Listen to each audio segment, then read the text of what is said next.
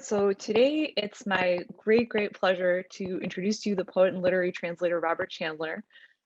He's the editor and main translator of several important collections of Russian poetry and prose, a mentor for the British Center for Literary Translation, and an editor at the literary magazine Cardinal Points.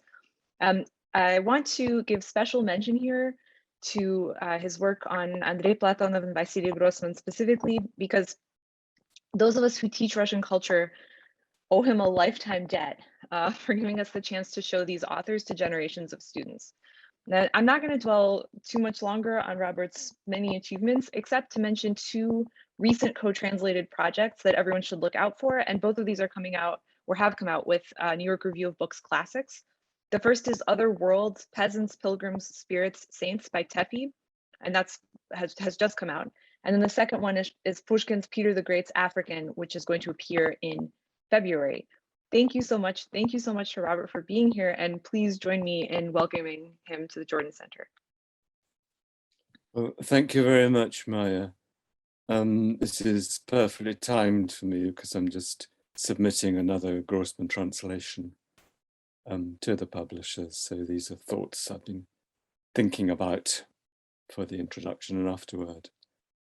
My main theme is the kind of way the interweaving of literature and reality in Grossman's life and work. Obviously, there's nothing extraordinarily unusual about that idea. Of course, literature is inspired by reality, and of course, some things in the real world are inspired by literature.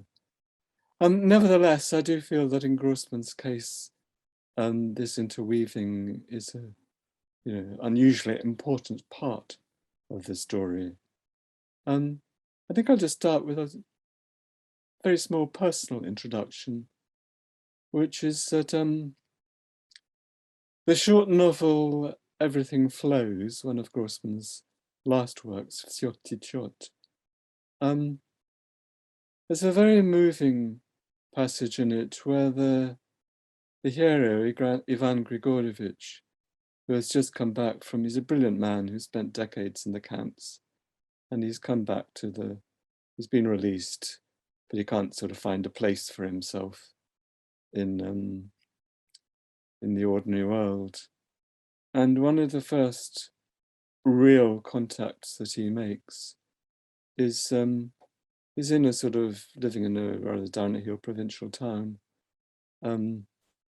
He's rooming with a landlady and her son. Her son is about 10 or 11 years old. And he sort of makes friends a bit with the son and makes little clay animals for the son. He looks at his textbook and models the animals that are in the child's school textbook.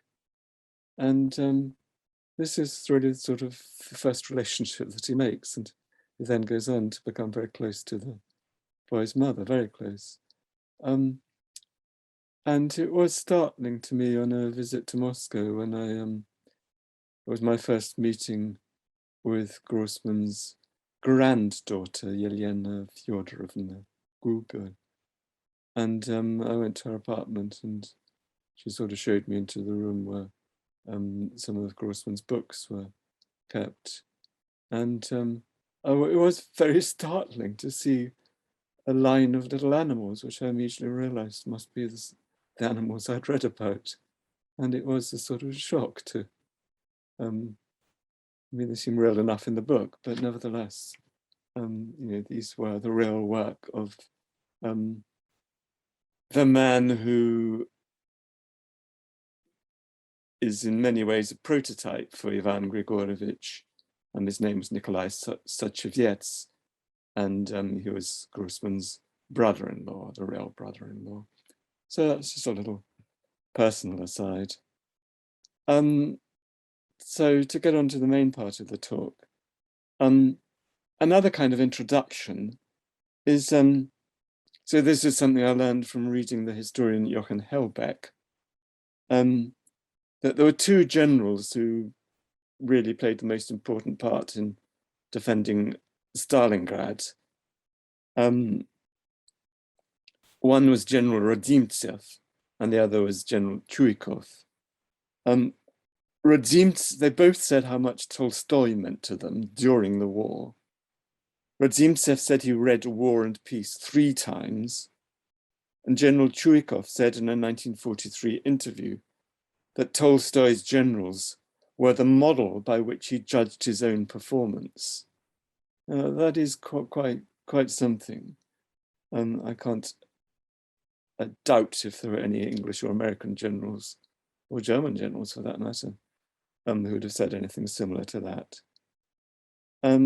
So this two-way movement of reality, i.e. the Napoleonic Wars, inspiring Tolstoy, and then Tolstoy in turn inspiring actors in the Battle of Stalingrad, and the two-way movement.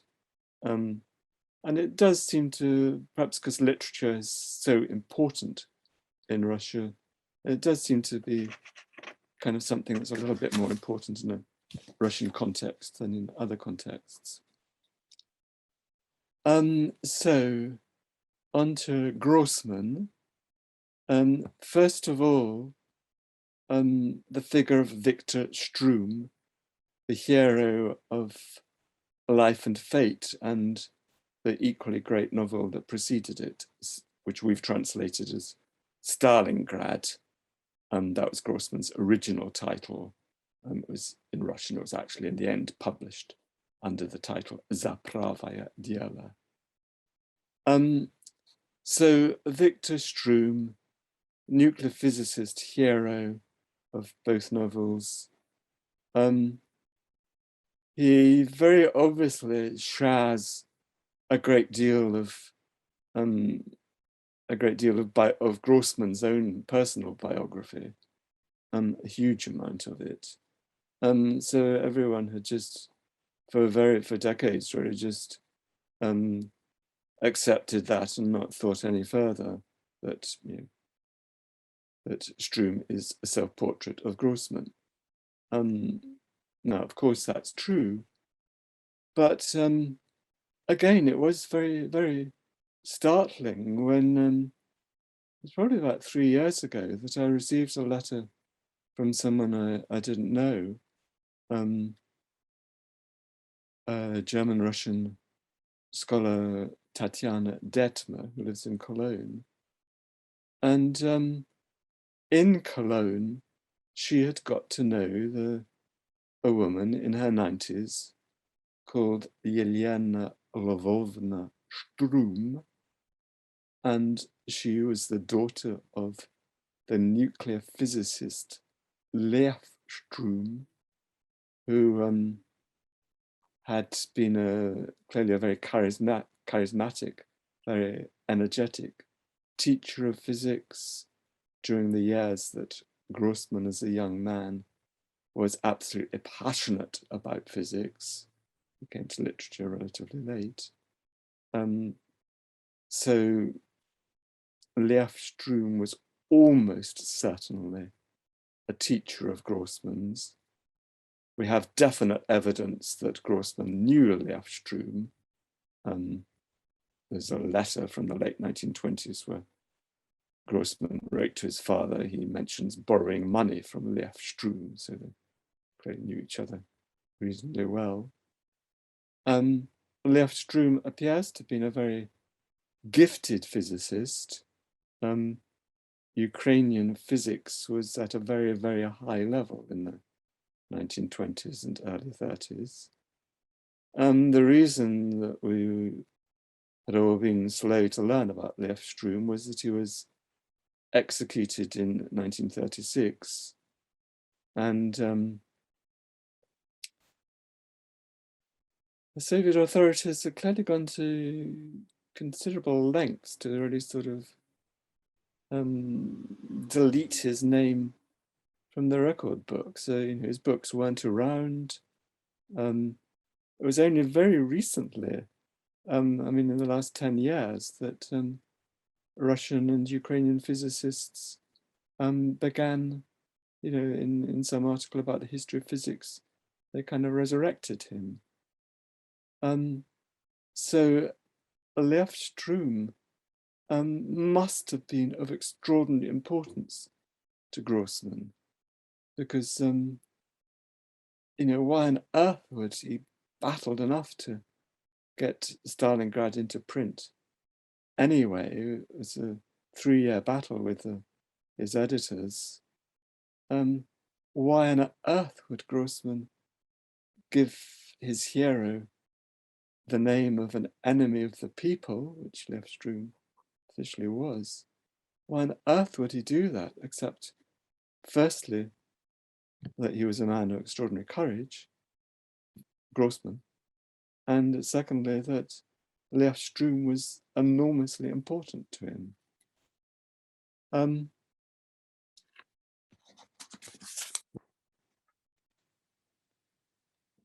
I want to read just one paragraph from Stalingrad. It's an account of the lectures given by yet another fictional physicist, Purges, with the novel as a mentor to Grossman.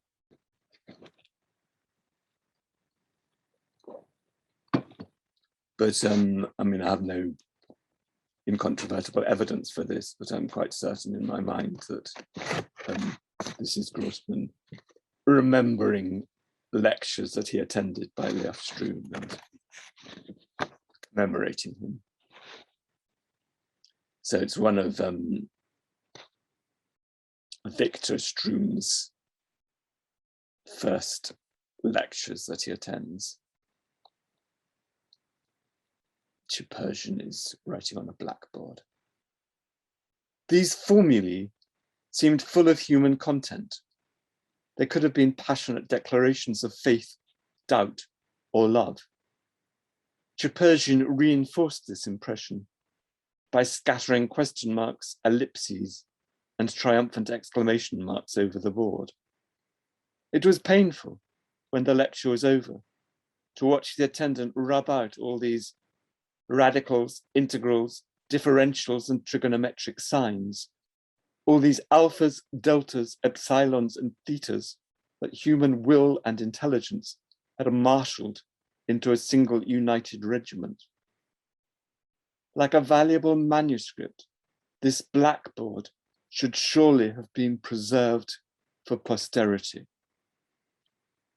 So very, very poignant. Grossman has preserved this blackboard for posterity. And one other important thing to do with these Shtrums is that in Life and Fate, Viktor Shtrum is pondering a long, intimidating questionnaire with all kinds of awkward questions about his nationality and everything else, his social background, his parents' social background, etc., etc. And he starts to doubt who he is. Is he really Viktor Pavlovich Shtrum? Perhaps he was someone quite different, Goldman or Sagaidatchny. Well, I don't know if Sagaidatchny may just be a random name, but Goldman is not a random name. Alexander Goldman was another professor of physics in Kiev. He was a supervisor to Lev Shtrum, and he taught at the institute where Grossman studied from 1921 to 1923. And he too was arrested, but he was not executed. He was released eventually and went back to physics. So, whether the man filling in the questionnaire is Shtrum or Goldman or somebody else completely altogether is a matter literally of life and death.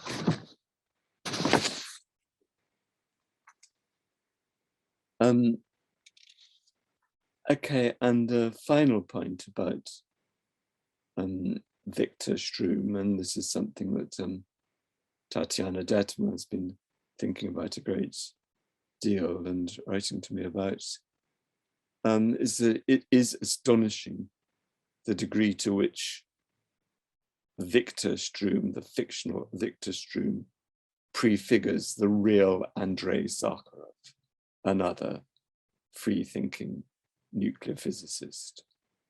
If the dates don't fit, it seems impossible that Sakharov could have read Life and Fate early enough. But if the dates fitted, one would think that Sakharov had been inspired by the figure of Shtrum. But as it is, Sakharov was circulating his first dissident essay in 1968. It's pretty well inconceivable that he could have got hold of a copy of Life and Fate at that date. And there's no record of it. I mean, Tatiana Detmer was asked in the Sakharov Center and so on. Okay, so that's really the first section.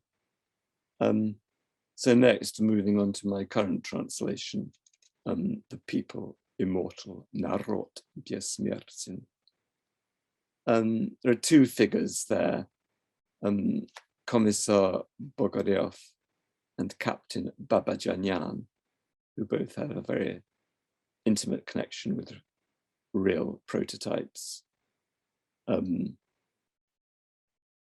Grossman met a real Commissar Shliapin in September 1941, and Grossman's wartime notebooks include a 6-page account by Shliapin of being in encirclement and leading a sort of ad hoc unit out of encirclement. For some reason, Anthony Beevor doesn't include this in his edition of Grossman's wartime notebooks, but actually the account is quite remarkable. It's extremely forthright, utterly unpublishable. I mean, in Soviet terms. So Shliapin is the model for Commissar Bogariov in the novel. Really, Shliapin's account is the skeleton of the plot of the novel. And comparing the novel with Shliapin's 6 pages, it is astonishing how many details, including details that you might think are fanciful or propagandist in the novel, actually are absolutely real. There are the sort of details like Shliapin writing about how they captured, while they were in encirclement, they captured German motorcycles now and again, and it's kind of a boost to their morale. There's a curious detail which I really had thought was fanciful about collecting berries in order to make kisiel for the wounded. They collect vast quantities of blueberries and raspberries in a forest glade, and the doctor, the doctor is really moved by this. That's completely real. You get quite tough-minded passages, like one I'm going to read. So this is Shliapin's own words. I ordered everyone to wear collar tabs and to draw or sew on badges of rank. Any failure to give proper salutes was punished. For any slightest infringement of discipline, soldiers were subject to either 2 or 3 days of strict arrest. According to the rule book, they'd have been put on bread and water. But since we had no bread, they had to make do with water. All this had its effect. I ordered a few men to be shot. One was a sergeant who had grabbed a peasant woman by the throat. So Shliapin isn't just simply brutal, he is actually enforcing a kind of justice. And it seems pretty clear from both Shliapin's account and from the novel that Shliapin was generally viewed positively by his men. Most of what Shliapin writes, Grossman does manage to get into the novel, including that bit about discipline and sewing on collar tabs and so on. That's got a exact equivalent in the novel. And there's really just one rather wonderful bit of Shliapin's account that Grossman can't quite manage to get through his editors. So early in his time in encirclement, Shliapin is dismayed that his men all start fleeing. It takes them a while to sort of get them properly disciplined and get everything in order. So there's one occasion, or at least probably more than one occasion, when they just run, and they panic and run. And Shliapin throws a grenade at them, at his own men. I held up a grenade. Stop, I yelled, or else. I threw it. No one even looked back. At that, I lost my rag. Well, you bastards, I said to myself, I'll make heroes out of you yet. And so I did.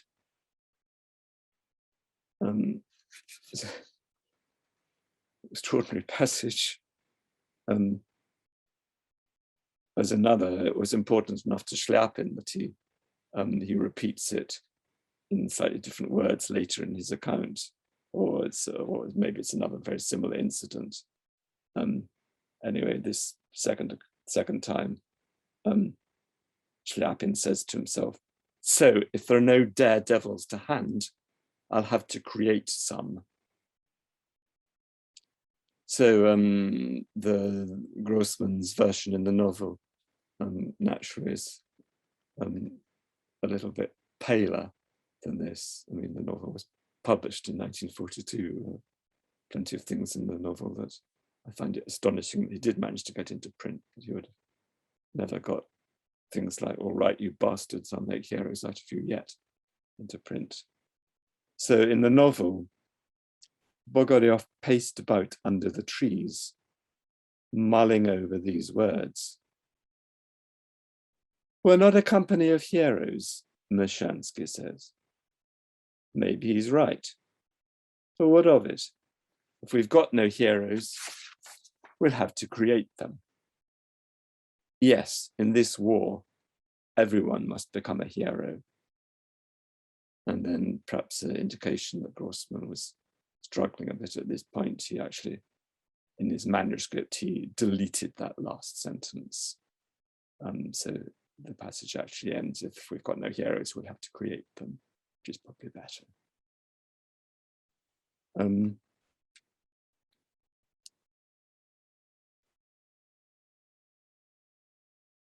That's really the only instance where I feel Grossman didn't quite manage to get everything that he would probably have wanted to out of Shliapin's account.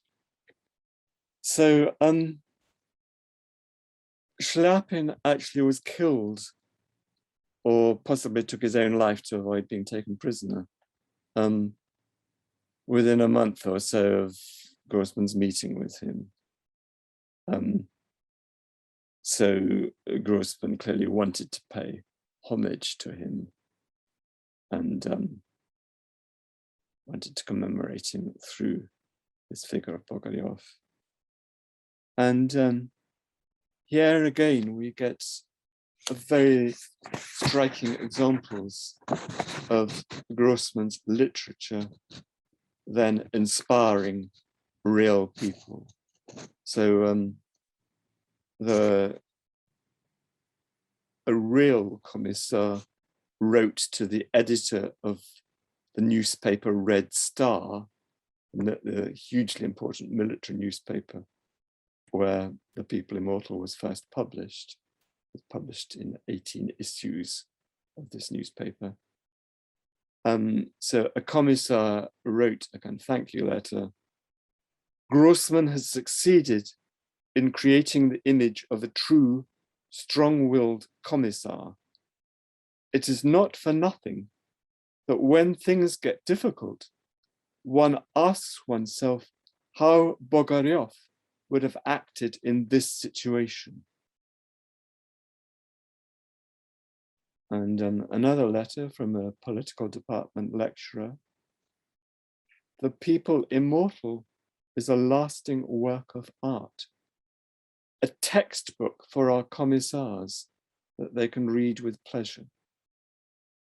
So again, we're in completely different realm to anything in the Anglo-American and probably German spheres. You know, you did not get people saying that kind of thing about any English or American writers during the war.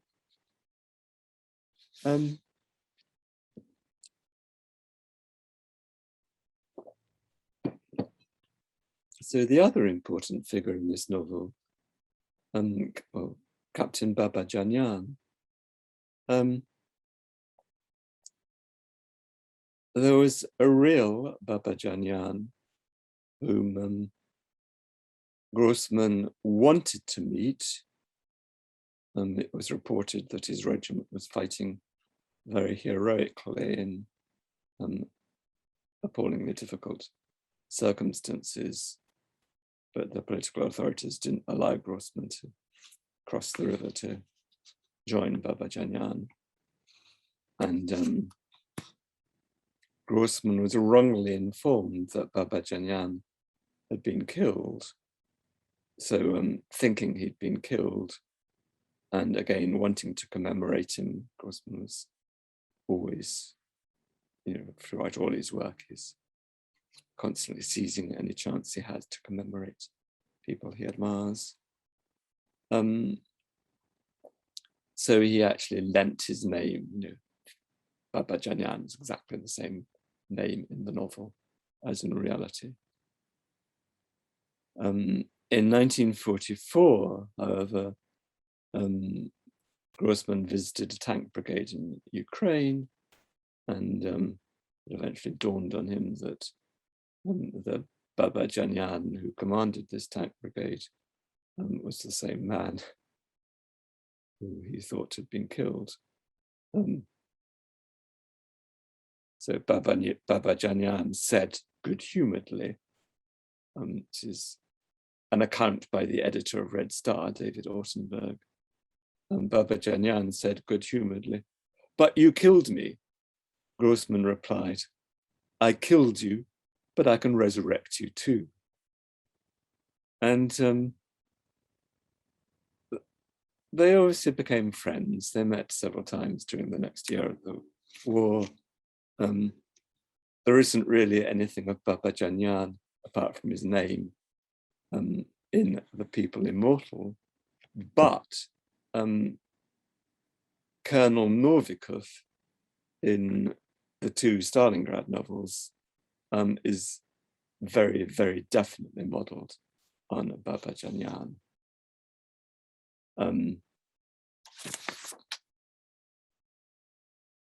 So two crucial moments, moments of similarity. One is that Babadjanian, in 1945, in Berlin, after the end of the war, Grossman interviewed the real Babadjanian, and he published a long article in Red Star called "A Soviet Officer," which is based on his interview notes. So in this novel, in this interview, from this interview, we get Babadjanian's account of his part in one of probably the very first Soviet offensive operation during the autumn of 1941, where they recapture from the Germans the town of Yelnya. And Babadjanian, who at that point is an infantry regiment commander, he is ordered by his superiors to go straight into the attack. And Babadjanian knows better. He thinks that he says to himself, and he says to his commissar, he's clearly on good terms with, he says, our men have just marched 60 kilometers, they're tired, the difficult battle ahead. Give them a good meal and a few hours, let them have a few hours sleep. And he lies on the telephone to his divisional commander. He's quite funny about it. He lies outright, saying that they've already started the operation. Yes, we have started. And then he says to his friend, the commissar, we have started, haven't we? I'm telling the truth, because a good meal and a few hours sleep are a necessary part of the operation, aren't they? So Babadjanian directly contravenes orders from his superior as a precise model for Novikov contravening orders from Stalin in Life and Fate. Novikov delays an attack even when Stalin's on the phone to Novikov's commander, and Novikov's commander is on the phone to him. So absolute direct infringement of discipline.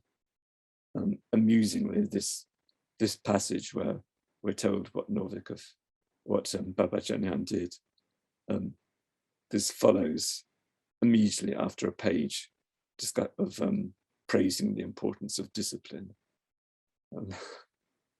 It's quite funny.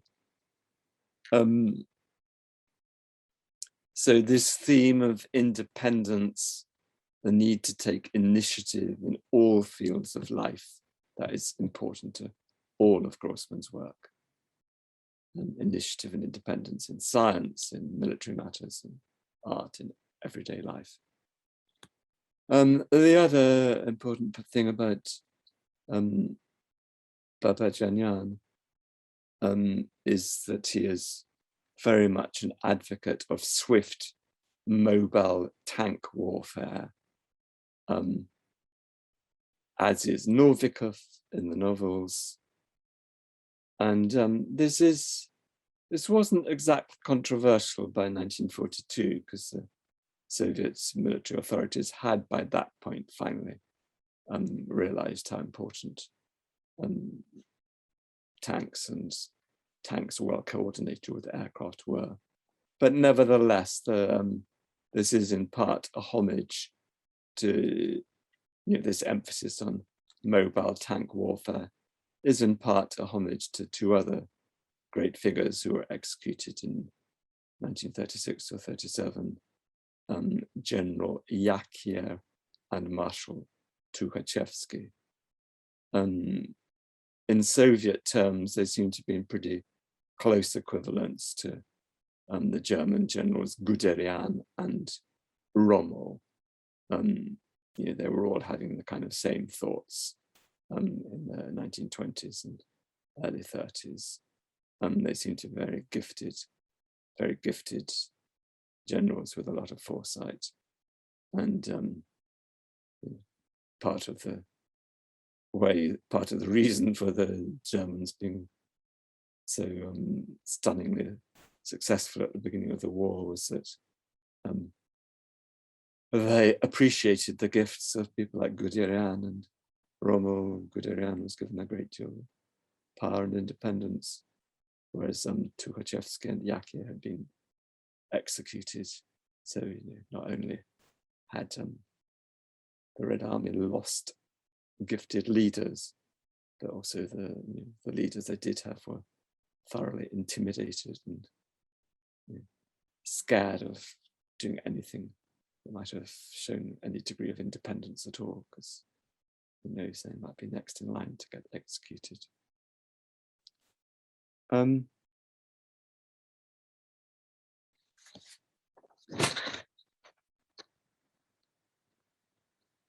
Again, I'd like to just read one paragraph from the article about Babadjanian. And this too does have an equivalent with when Novikov is making his lightning tank advance, that is one wing of the Soviet forces that encircle the Germans at Stalingrad. So Babadjanian, by now commanding a tank corps in 1944,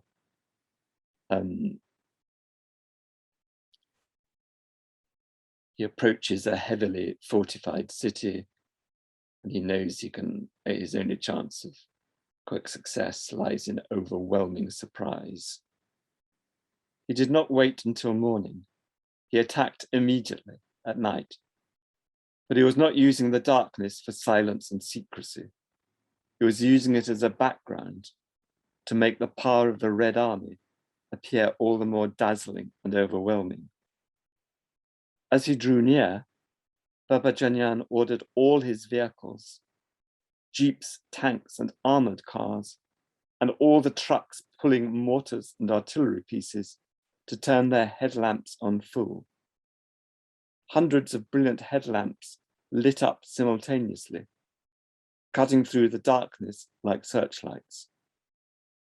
The roar of engines, piercing hoots, artillery fire, and machine gun bursts merged into a single terrifying sound. Hurtling towards the city, out of the dark winter fields, was an avalanche of light. Babadjanian achieved his goal. He panicked the German troops and paralyzed their defenses. His tanks entered the city. No, it's a stunning piece of writing. And it's an interesting example of how in very late Grossman, his last short stories, they are just perfectly written. They are perfect masterpieces. I'm thinking of stories like Mama and Daroga, the road. Grossman's earlier writing is often uneven. So this article, A Soviet Officer, it's got some whole pages that are quite tedious rhetoric. And then it has passages like that in it. So it's a part of the reason why Grossman's earlier work has been underestimated. There are other reasons too, but that's a part of it.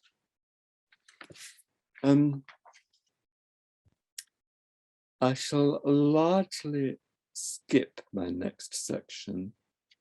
I just want to mention the story Mama. So this is based on the real life story of the adopted daughter of Yezhov, who was head of the NKVD at the height of the Great Terror, 1936 to 38. So a terrifying figure. In the story, we glimpse his household through the eyes of this 5 or 6 year old adopted daughter and the daughter's peasant nanny, who is quite astute psychologically, but totally ignorant politically. She senses that Yezhov is rather, or certainly towards the end of his life, that he's rather lost. Something wrong about his eyes. She feels sorry for him. Yezhov is scared of her. These sort of extraordinary, unexpected details. The one person Yezhov is afraid of is the peasant nanny. It's a very, very vivid glimpse of the Yezhov household, which includes the elite cultural salon run by Yezhov's wife, where people like Babil, Sholokhov, top musicians, top filmmakers attend this salon. And of course, the top political leaders go there to visit Stalin. The little girl has no difficulty at all in recognizing who's come to visit her mother and who's come to visit her father. but there's just one exception. She's not quite sure about Barbara. She's not quite sure who Barbara's come to see. The real daughter lived quite a long life. She died in 2016. She remembers Yezhov with love. She had a good life there before being sent to an orphanage where she was absolutely miserable, a wartime orphanage, of course. So deprivation at all levels, and of course everyone was, the staff were all terrified of her because they knew who she was. So she had a pretty grim life with the shadow of her father hanging over her, but she clung consistently to her love for her father. She petitioned several times for her father to be rehabilitated. She saw both herself and her father as victims of the Purges, which literally he was.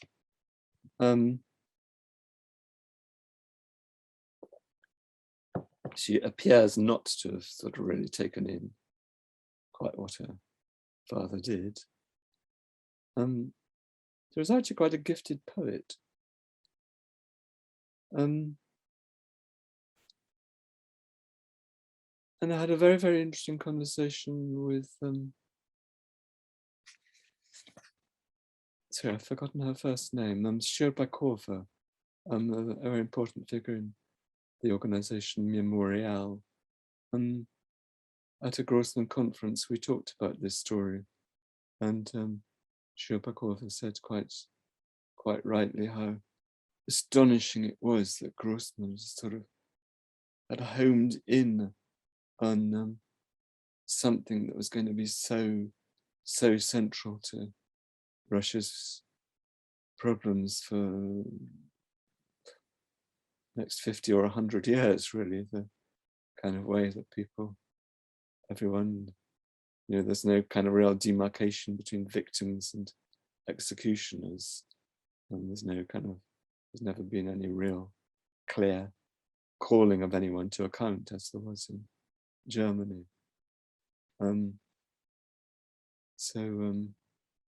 It's kind of astonishing. I mean, Grossman wrote the story in the early 60s. He had no idea what, he didn't know what the real daughter, Natalia Khayutsina, was going to do with her life. But somehow he kind of chose to focus on her. There's a great deal more to be said about this story, and we could talk about it for an hour. He does give it a relatively positive ending. I think he wanted to end on a note of hope. And he calls the little girl Nadyezhda. And I think that's significant. He does want to give both her and his readers some hope. And perhaps because I'd like to mention her, because I was fond of her. I did have spend quite a lot of time with Grossman's daughter over the years. She died fairly recently, about 18 months ago. I saw her not long before her death. She's a writer herself. She's written fiction, and she's written a few little memoirs. She writes very, very well. She hasn't written a great deal about her father's work, but she writes beautifully about this particular story. And if you do go on to read the story, which I highly recommend, you'll see that every detail that she says in these 5 lines is absolutely true. So remember, the story is called Mama. There are so many mothers in the story that one begins to feel that if one were to look more closely, one would find more, maybe even in the orphanage. The theme of mother washes through the whole story. Sweet faces, kind eyes, seagulls, and the splash of waves that might be from a film or might be from the unknown depths we call the subconscious. It is very strange, a terrifying, hopeless story about loneliness, about talent that is crushed and people who are destroyed, gives off not only a breath of deathly cold, but also the warming breath of motherly love.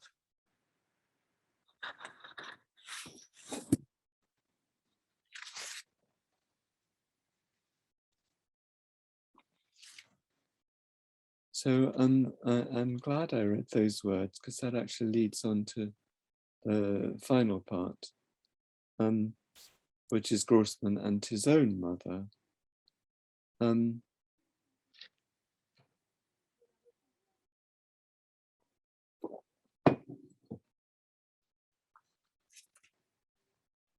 So the real Grossman wrote 2 letters, some years apart, addressed to his dead mother.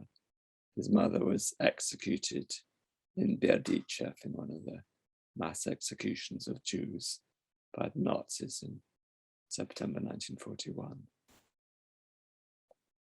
Grossman felt guilty that he should have extricated her from Berdichev and got her to Moscow in time. He felt deeply, deeply racked with guilt about that. In one of these letters that he wrote to her after her death,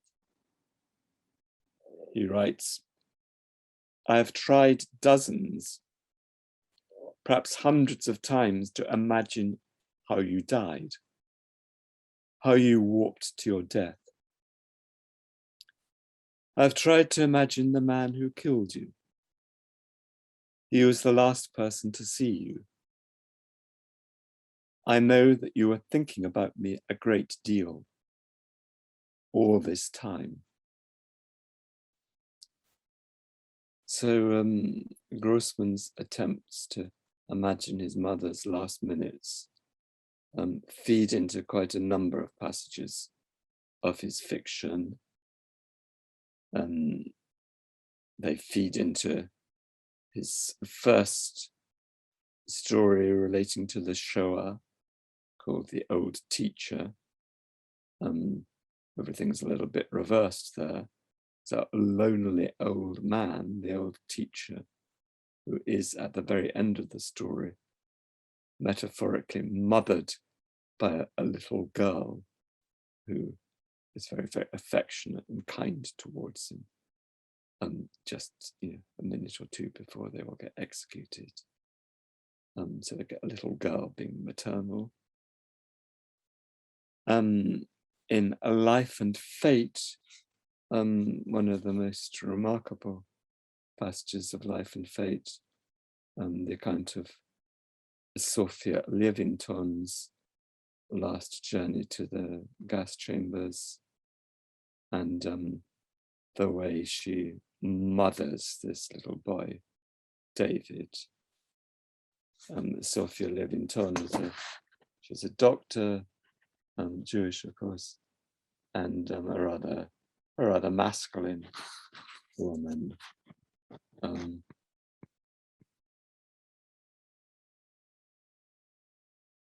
Just these are the last few lines of the last chapter relating to her and David. So they're in the gas chamber. "I've become a mother," she thought. That was her last thought.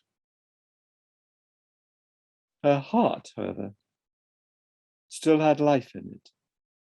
It contracted, ached, and felt pity for all of you, both living and dead. Sofia Osipovna felt a wave of nausea. She pressed David, now a doll to herself. She became dead, a doll. In my original publication of this novel in English, I kind of missed the oddity of felt pity for all of you, both living and dead. I kind of normalized it, felt pity for everyone or something. I forget who it was. I think it was Harriet Murad pointed out to me that I'd got that wrong, that Grossman suddenly addresses the reader at that point. Felt pity for all of you. A few revisions I was able to incorporate later.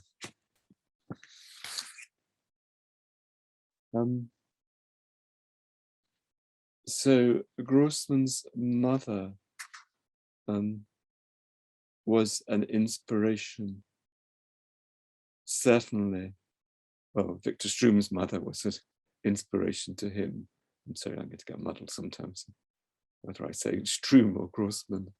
But in the novel, Viktor Shtrum does something shameful. He signs a kind of equivalent of he signs a denunciatory letter. He feels deeply, deeply ashamed of himself. And he has betrayed people he knows to be innocent. And his last words in the novel are, well, we'll see. Maybe I do have enough strength. Your strength, mother. So he's hoping that the memory of his mother and her strength will prevent him from committing any further acts of cowardice and betrayal. I'm absolutely certain that's what Grossman felt himself. He did show extraordinary courage in his last years, and I'm sure it was unusually, he seems to have been able to draw a kind of strength from his feelings of guilt. And they seem to have empowered him in a way that's rather unusual for guilt.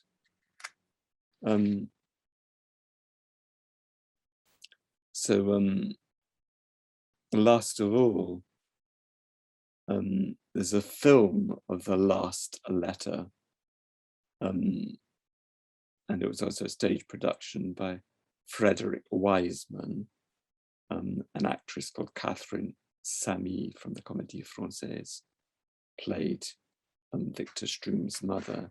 It's a one-woman show, both on stage and on film.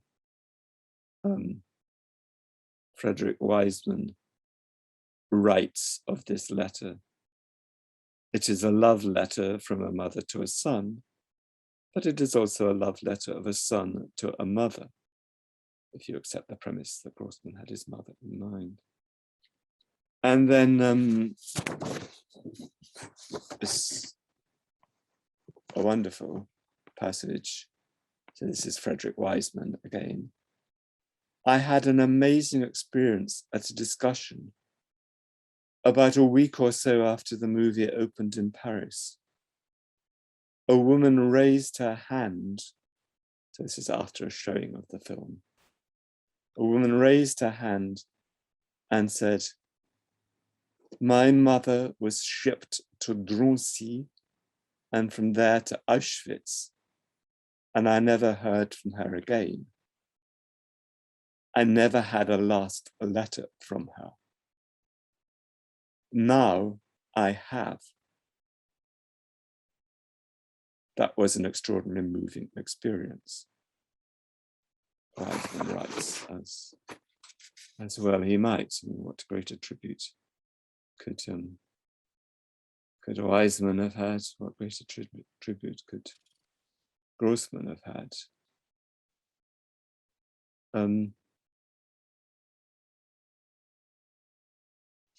Just one last point.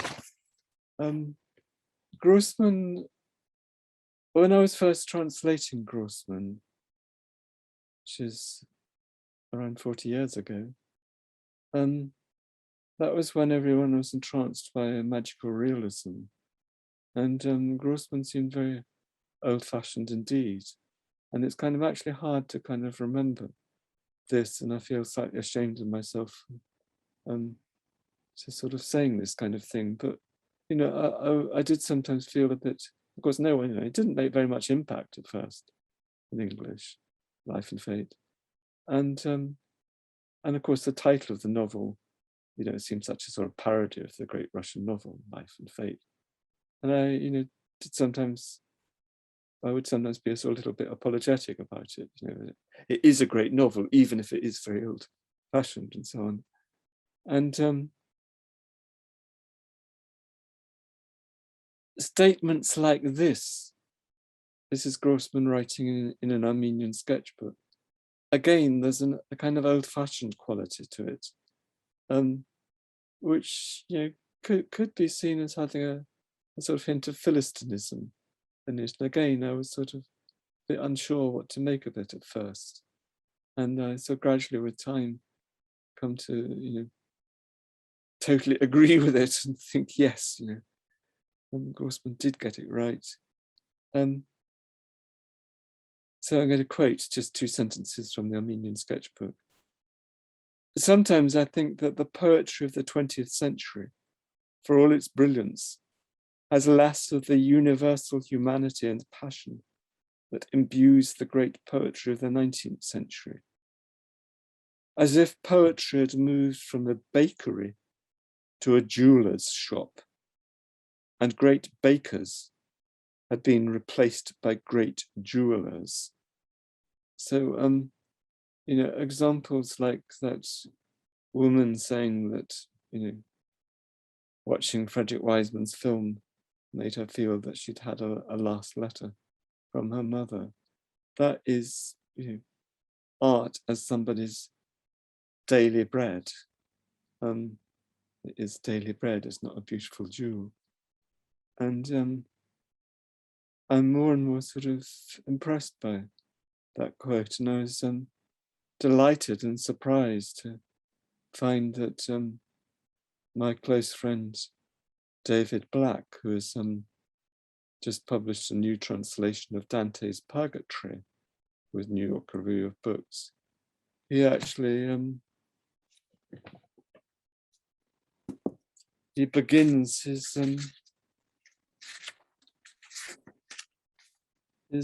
introduction to the Purgatory. The great novelist of Soviet Russia, Vasily Grossman, once commented on his modernist contemporaries, "They are jewelers, they are not bakers of bread." Dante would have admired that distinction. So again, David Black is kind of thinking that, you know, he and Dante both want the poetry or fictional writing to be daily bread to people. Okay, well that's and as it clearly was to Chuikov and Radimtsev when they were fighting at Stalingrad. Okay, over to questions. So I'll give people a few seconds to note their questions or raise their hands, and then I will just start calling on people as I see them. Okay, Ian Garner, I'm going to unmute you. Hello, Ian. Hi, Robert. Thank you for the talk. Very interesting as always. I guess the question I have about this business of including these sort of real life characters into the fiction is there any way that you've seen Grossman comments on whether he thinks he's doing this differently than anybody else? Because I think for me, the obvious comparison during wartime is Simonov, who is doing almost exactly the same thing. And you find a cast of characters and acquaintances and people he's met during war and relatives cropping up in his stories and in his novels, which often seem to emulate Grossman's, albeit a few years after Grossman's usually. I think I just have to say sorry that I don't know Simonov's work well enough to really be able to say anything about that. I mean, the only thing I can say that is distinctive about Grossman is that sometimes he was, as with the example of Lev Shtrum, that he is doing things that are extremely dangerous.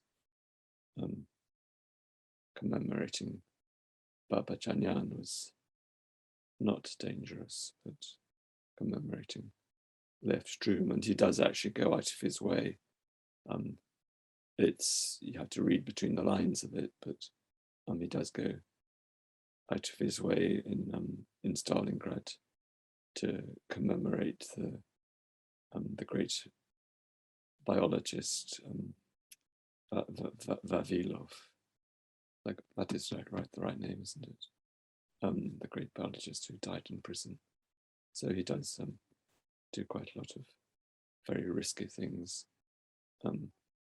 In some cases, these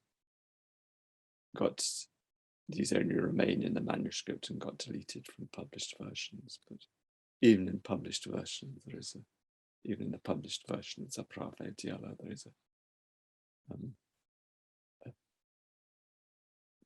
a hint at Vavilov. You had to be a pretty astute reader to get it. It's a great deal clearer in the manuscript. So that's a rather inadequate answer, sorry. All right, I'm just going to call him as I see him. Robert Orr. Just a very brief comment here. Right at the start of your wonderful talk there, Robert, you said that you couldn't imagine British and American generals quoting literature and following it. Well, that's actually not quite fair.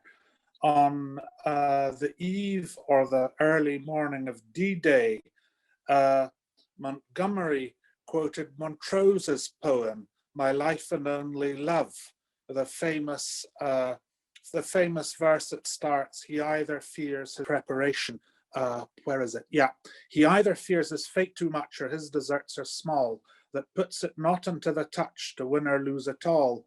And Montrose himself was a sort of inspirational, albeit fairly complex general. So you might want to put a bit of a footnote in there too. You haven't quite been fair to the British and American generals.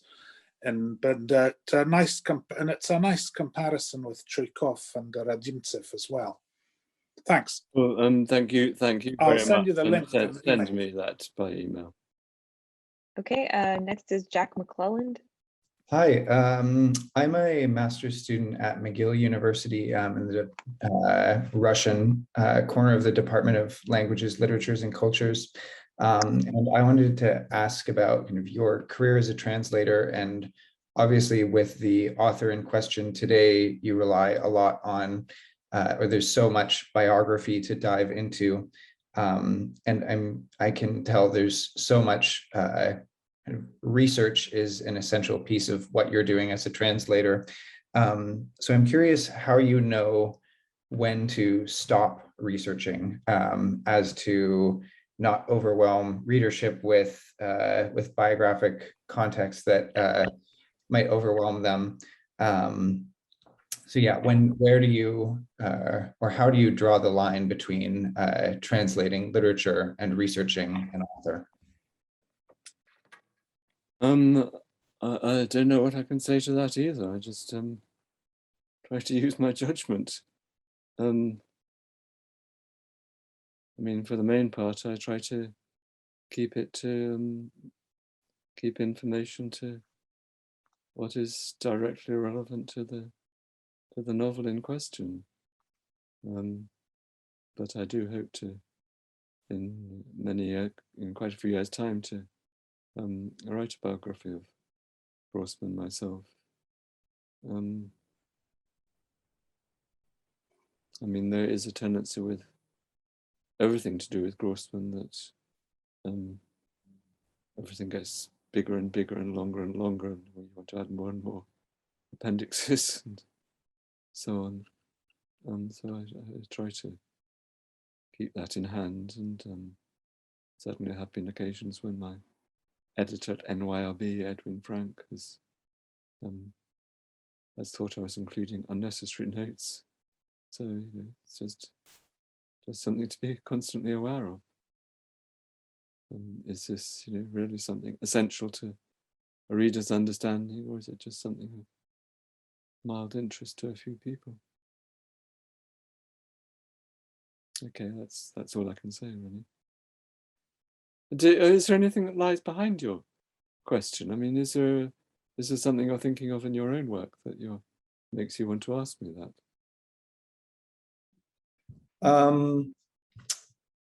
Well, my research or my interest in Russian literature tend towards poetry, and I find that can be a more arduous kind of form to translate without giving context to double meaning of words, and knowing that you've also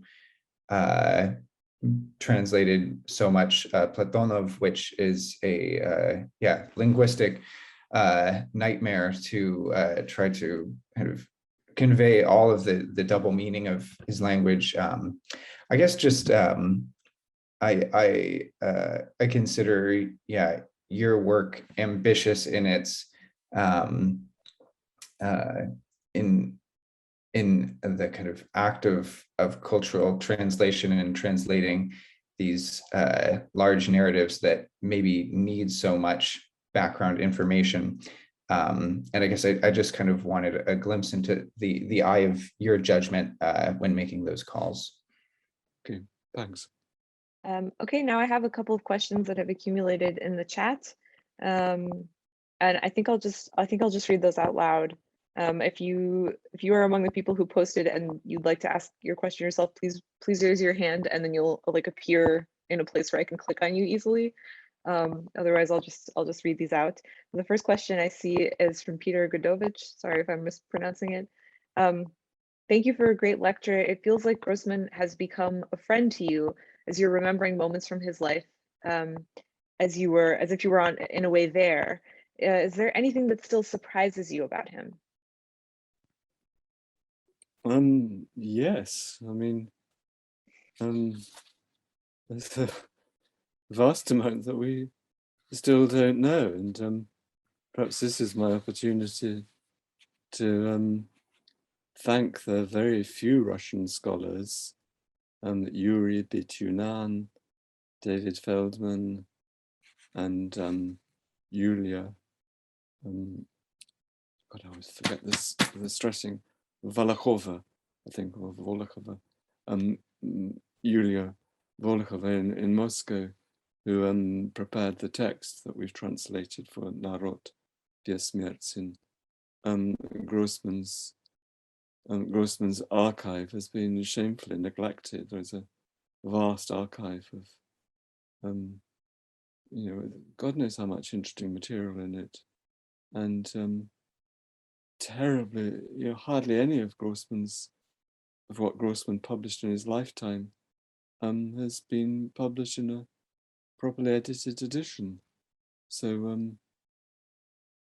I mean, the published text of Zapravaya Diela is hugely inferior to to much of what's in the typescripts. The difference with Narod Besmertsin is a bit slighter, but there are some very, very interesting passages. A lot about Commissar Bogariov that is present in the manuscript and typescript, but not in the published version. So I'm deeply, deeply grateful to Yulia for her work. And I wish that there were more people doing this kind of work, because everyone's jumped sort of that crucial initial stage of discovering what Grossman actually wrote has rather been skipped. Everyone's just sort of jumping to writing about his philosophy and comparing him with other writers in different countries and so on, but not taking the trouble to establish what he actually wrote. So, no idea how many more surprises are waiting in the archives. I mean, it was a huge surprise to get that letter from Tatiana Detova a few years ago. That's probably one of the biggest surprises I've had. there is I suppose more generally still, there's a vast amount about Soviet culture that we're all still shamefully ignorant about. How many people in the West know anything about the very great artist Pavel Filonov and Grossman's friend Andrei Platonov as being much, much luckier in that his texts are being properly edited, are being brilliantly edited by scholars in Moscow, really, really conscientiously. But on the other hand, Platonov has yet to get the recognition he deserves in the West. The next question is from Alexander Nahimovsky, who says that Radimtsev ended his life as the Soviet ambassador to Albania. Was it a dismissal or a well-deserved rest on the beaches of the Adriatic Sea?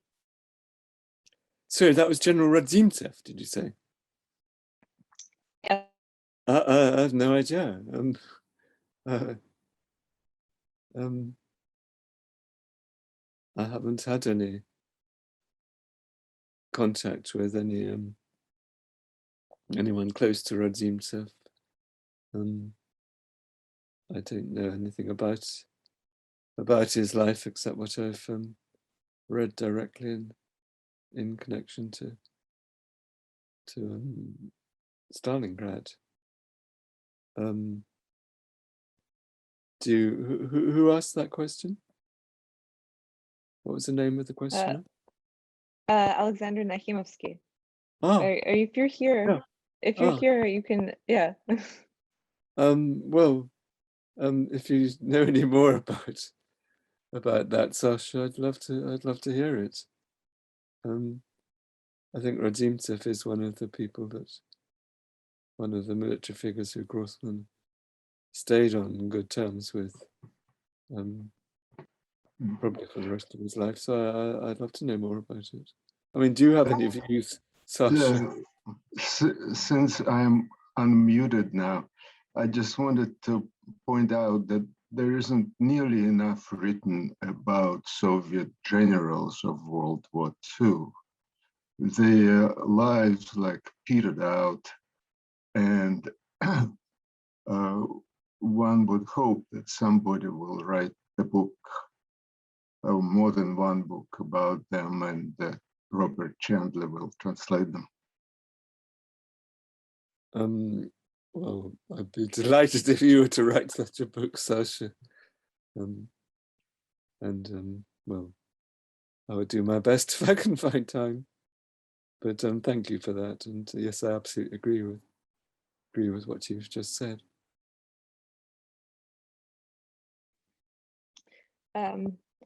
Next questioner is Kara Hyson. Would you like to ask your question, or should I read it out? I guess I can ask the question myself. I was very touched when I was reading at the end of Stalingrad, knowing that Vasily Grossman kept that letter of that young soldier who made his last stand at Stalingrad, and he kept that letter in his pocket. And I was curious if that letter still exists somewhere in a museum or an archive, or is it just hearsay that he had it in his pocket and used it to help write the ending of Stalingrad? I'll ask Yulia that question. If I don't reply to you by email, please remind me of it, because it is an interesting question. We are in the People Immortal probably including a few of the bits and pieces that Grossman carried around with him and that have been preserved in his archive. The one or two letters and postcards taken from German and Italian prisoners of war, for example. I'll do my best to find out about that. So now I see a comment from Sibyllin that Sibyllin Forrester, that I'm just going to read out loud. Also because I agree with it. She says, "Thank you, Robert. This is very interesting and informative. Some part of your audience clearly does want to hear about the background research." I think that's true. I'm not sure what to say. I mean, I'm not I'm not really in a position personally to spend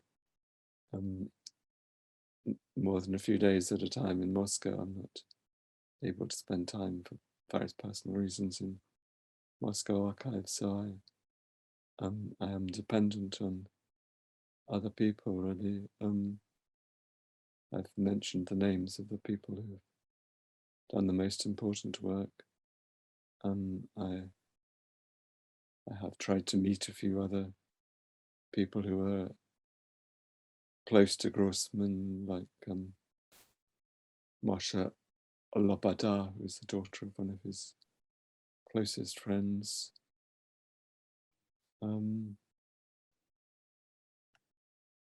to think what else to say. I mean, I was very, very fortunate that an Italian, Pietro Tosco, who did he wrote a very good PhD thesis on Stalingrad, and it was him who, long ago, scanned the whole of the most important early typescript of Stalingrad.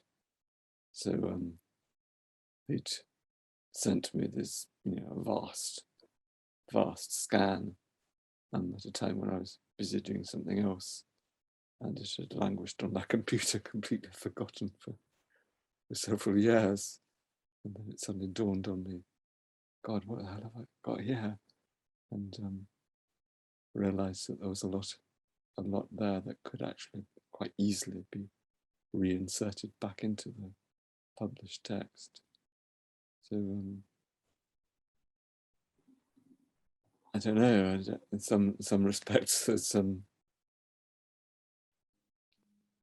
there's no more material than I can cope with already, but I'm also conscious of how little is known.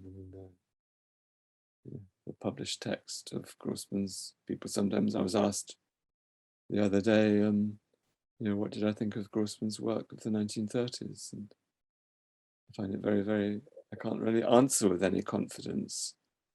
Firstly, because I almost invariably underestimate Grossman's work on first reading it. And there's a kind of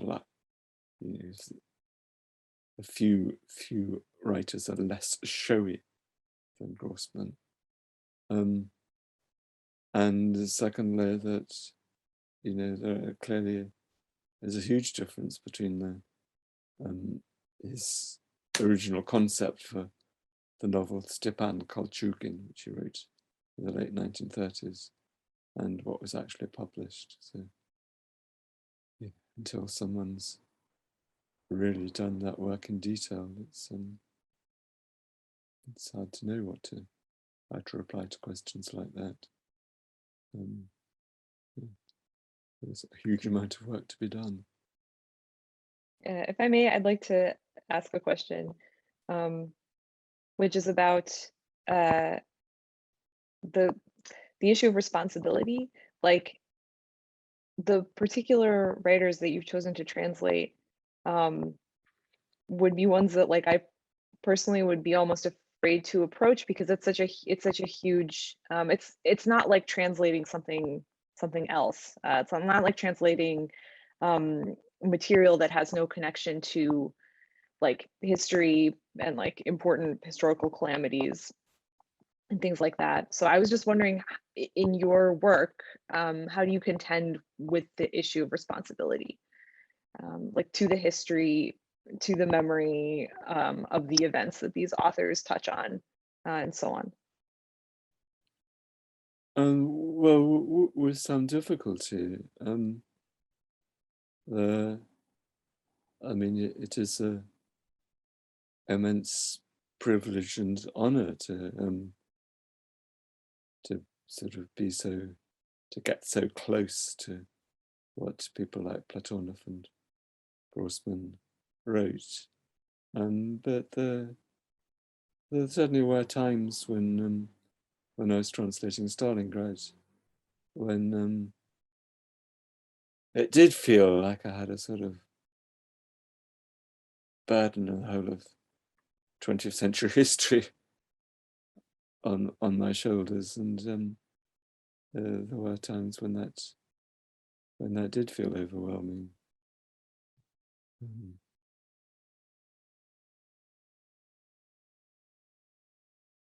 I suppose perhaps countering that is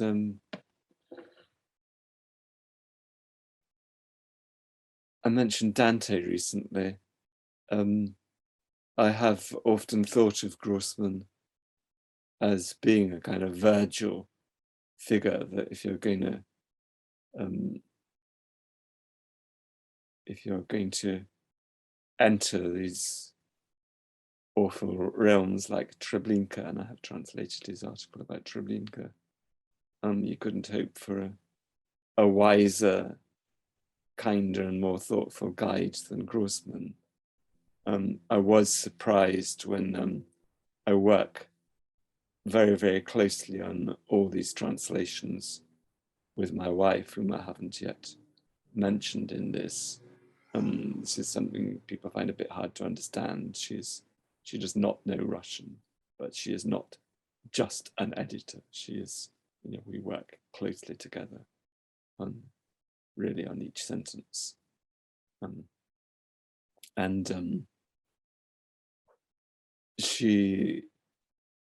are a few things that she just does not want to hear about, that she cannot cope with. And I was surprised when one of the most powerful passages in all Grossman's work is his account of the terror famine, the Holodomor in Ukraine, which is a chapter of Everything Flows. And I was scared of overwhelming, that Liz would find this overwhelming.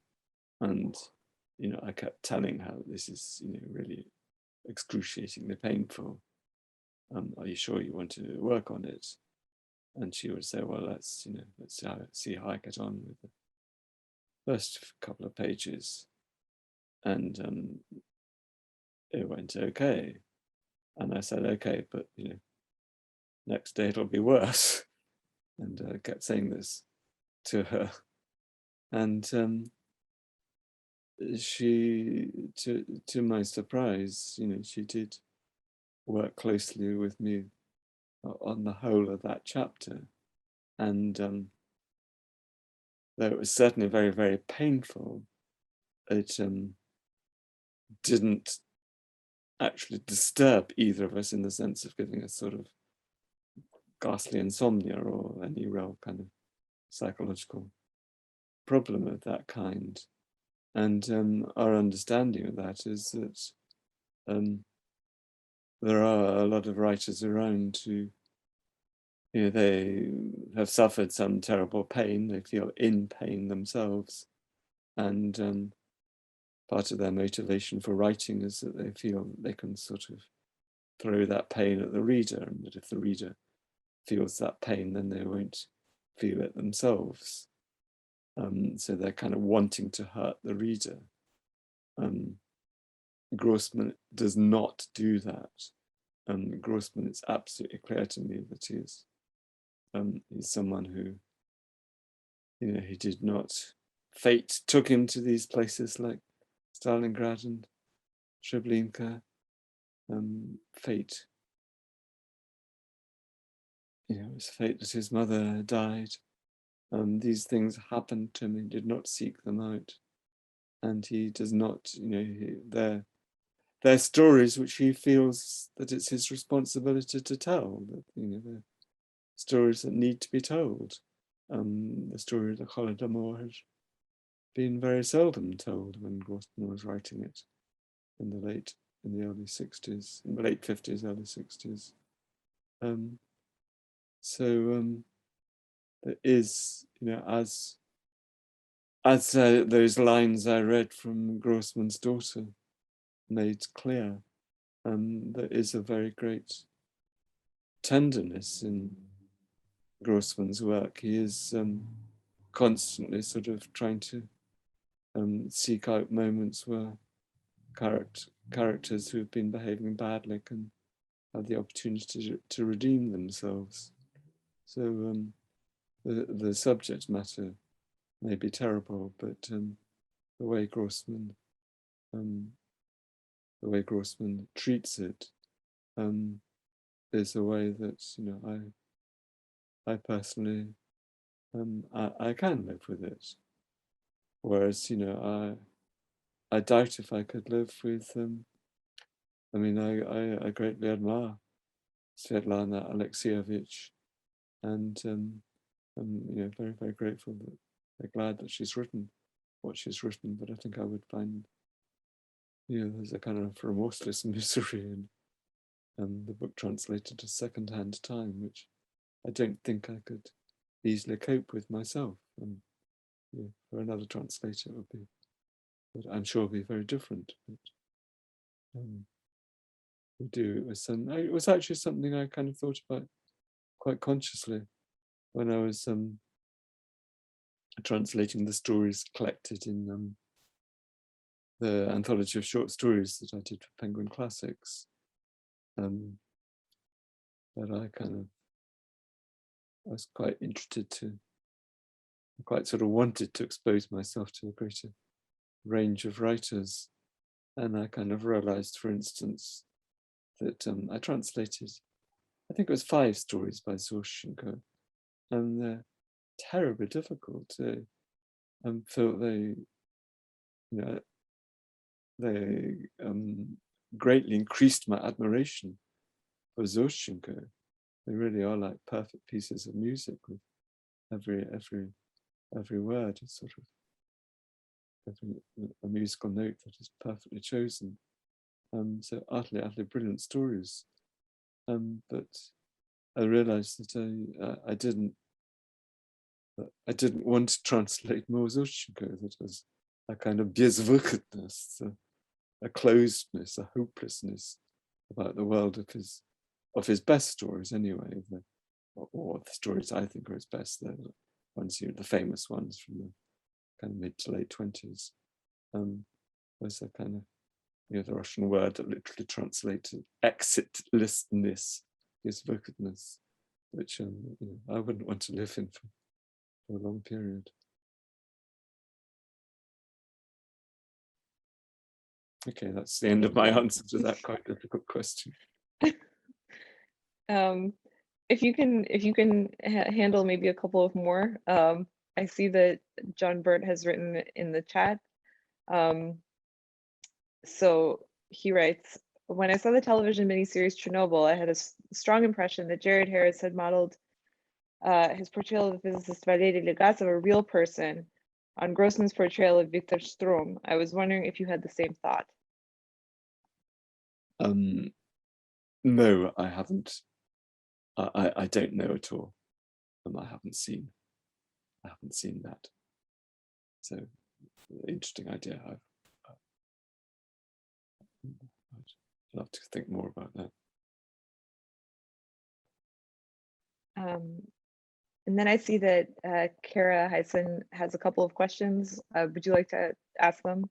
Sure. It's an honor to be able to ask questions of Mr. Chandler. And the first one is, when I read Stalingrad, I realized that you had pulled together 3 publications of for a just cause in Russian, and looking at his notes to create Stalingrad as you wrote it, or as you translated it. Are there plans to take your English version of Stalingrad and translate it back into Russian to give the Russians a more complete view of what Grossman actually was thinking and writing in his lifetime? I'm sure it will happen eventually, but as it is, as things stand, a huge number of other publishers in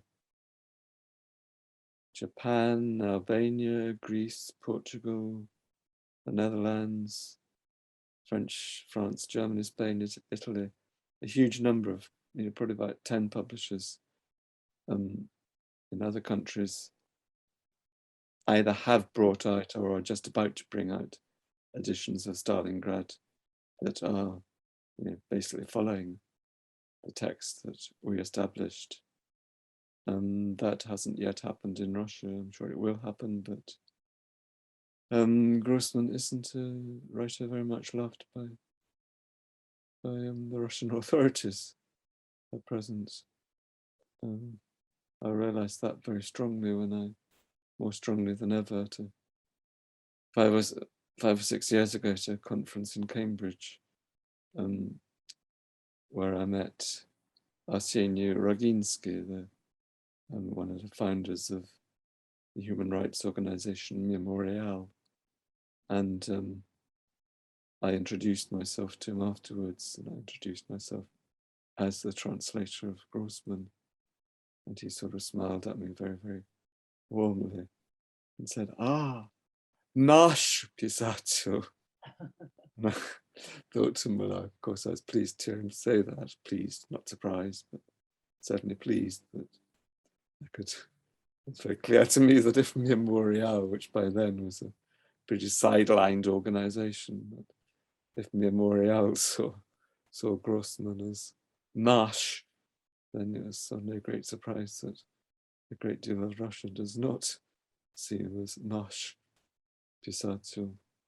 So, I mean, his work is published, but he's not getting much scholarly attention, and there's certainly, there's no decent, well-edited edition of his works yet. Don't most Russians know about Life and Fate? Because they did create a film of it. So, but yeah, there's a good. I mean, I saw Lev Shtrum's theatre production of Life and Fate, which not everyone likes it, but I did actually feel. I saw it twice in London, and I thought it was very fine. And yes, of course, yes. I mean, he's not forgotten, but he's not. He is far, far better. His reputation is far higher in most other countries. and I actually did put another question in. What is your next project after The People Immortal is published? Are there other Grossman works out there waiting to be translated? Well, what I want to do what I shall start very, very soon is returning. I mean, I have now completed and done at least one revision right through of Platonov's long novel Chevingur. So that's our next major publication. And I want to have lots of time to really revise that thoroughly and read all the commentaries I can. And then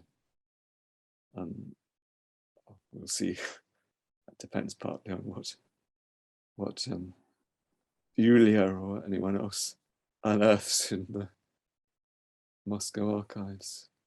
Thank you so much. I think not seeing anybody else's hand raised. I don't see any questions in the chat, so maybe this is a good time to conclude. Thank you so much, Robert, for that talk and the discussion after. And thank you to all of you for coming. And thanks to everyone who asked questions. Okay, well, thank you all very much. I'm grateful for the opportunity to give that talk. And as I said, it is very, very helpful to have the chance to give a talk like this at just the right time when I'm completing work on the People Immortal. So thank you all very much. And I'll just repeat that if anyone, I will always be happy to answer any more questions that if anyone has. So please do just give my email address to anyone who wants to ask about anything. So thank you all, and bye for now.